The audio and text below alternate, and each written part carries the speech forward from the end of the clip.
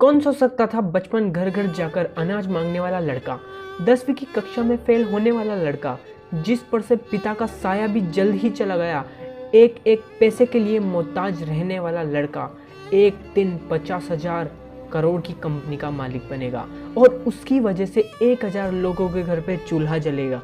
हाँ दोस्तों, हम बात कर रहे हैं रेणुका आराध्या की। बेंगलुरु में जन्मा ये बच्चा शुरू से ही आर्थिक तंगी का शिकार रहा।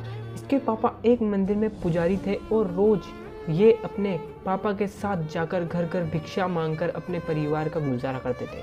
कक्षा 6 की पढ़ाई के बाद ही इसके पिता ने इसको नौकरी पर रख दिया, जहाँ पर ये गांव-गांव में घर घर जाकर झाड़ू पोछा करता था। इसी बीच उसके पिता का भी देहांत हो गया और परिवार की सारी जिम्मेदारियां उस मासूम से बच्चे के कंधों पर आ गई। पढ़ाई में समय न देने के कारण वो 10वीं में भी फेल हो गया।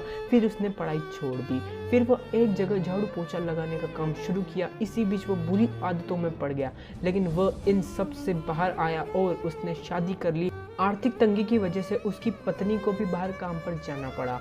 उसने एक प्लास्टिक की फैक्ट्री में काम करना चालू किया। फिर उसके बाद वह 15 रुपए में पेड़ पे चढ़ चढ़कर लोगों के लिए नारियल तोड़ता, लेकिन इन सब से उसका गुजारा बिल्कुल भी नहीं हो पाता। लेकिन उसमें तो कुछ कर गुजरने की ललक थी। उसने अपने कुछ पैसे जोड़कर अपना एक काम शुरू किया। उसकी बीवी टीवी फ्रिज के कवर सिलती थी और वो उसे बाजारों में बेचने रखता था, लेकिन वो इस काम में भी फेल हो गया। दोस्तों, वो कहते हैं ना, असफलता के कांटे जब तक पैर में नहीं चुभते सफलता हमें नहीं मिलती। फिर उसने कुछ समय बाद ड्राइवर का काम करने की सोची और अपनी शादी की अंगूठी गिरवे रखकर ड्राइविंग लाइसेंस खरीदा, लेकिन उससे भी वहाँ एक गलती होगी। उसने एक एक्सीडेंट कर दिया जिसकी वजह से उसे नौकरी से निकाल दिया। फिर वह एक टूरिस्ट वैन चलाने लगा, जिससे टूरिस्ट उससे डॉलर में टिप दिया करते। वह डॉलर में टिप जोड़ जोड़ कर उसने अपनी पत्नी के बैंक से लोन निकलवा कर एक गाड़ी खरीद ली। धीरे धीरे उसने ऐसे करते करते 2006 तक 5 गाड़ियाँ खरीद ली।